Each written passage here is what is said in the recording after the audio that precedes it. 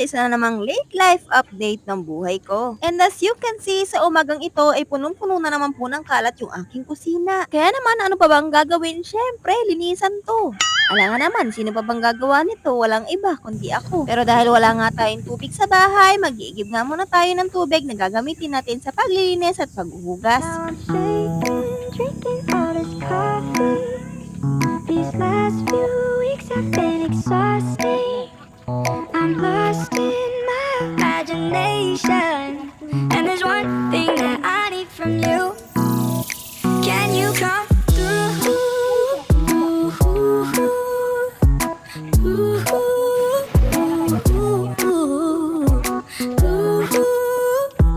Yeah. And there's one thing that I need from you. Can you come through? I might lose my mind.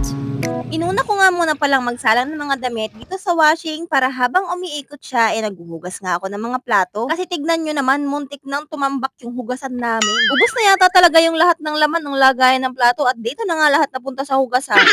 Waking when the sun's down, riding all these highs, waiting for the calm down. Walk these streets with me, I'm doing decently, just glad that I can breathe. Yeah, I'm trying to realize it's alright to not be fine on your own.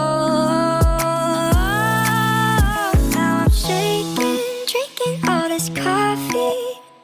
These last few weeks have been exhausting.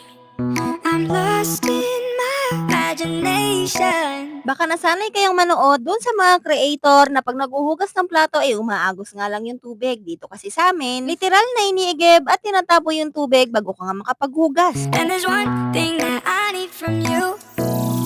Can you come through?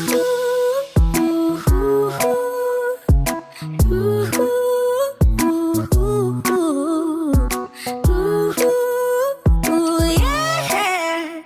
And there's one thing that I need from you.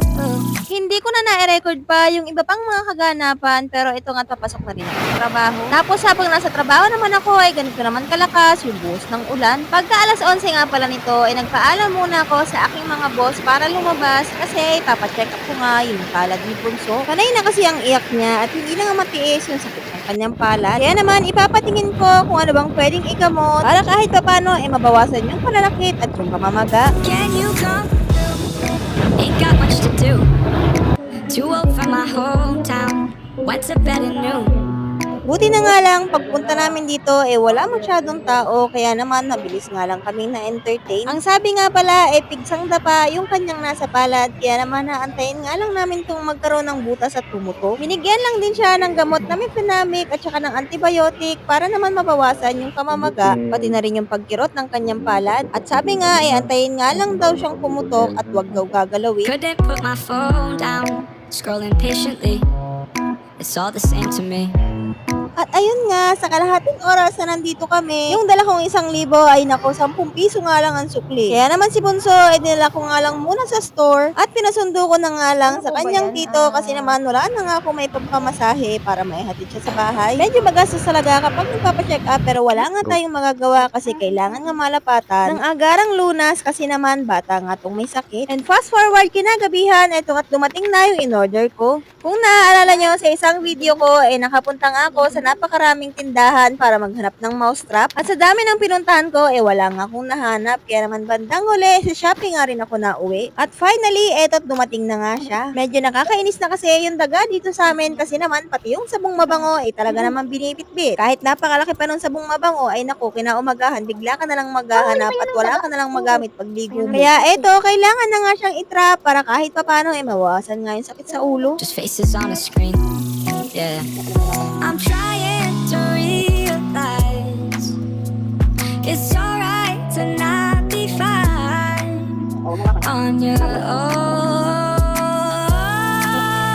Now I'm shaking, drinking all this coffee. These last few weeks have been exhausting. I'm lost in my imagination, and there's one thing that I need from you. Can you come through?